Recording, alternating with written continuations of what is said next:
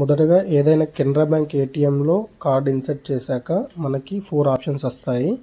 ఇందులో green pin, forgot pin option select చేసుకోవాలి. తర్వాత లాంగ్వేజ్ సెలెక్ట్ చేసుకోవాల్సి ఉంటుంది. తర్వాత జనరేట్ ఓటీపీ అనే ఆప్షన్ సెలెక్ట్ చేసుకోవాలి. తర్వాత మన అకౌంట్ నంబర్ యొక్క లాస్ట్ 4 డిజిట్స్ ఎంటర్ చేయాల్సి ఉంటుంది. తర్వాత మన రిజిస్టర్డ్ మొబైల్ నెంబర్కి ఒక 6 డిజిట్ ఓటీపీ వస్తుంది, దాన్ని ఎంటర్ చేయాలి.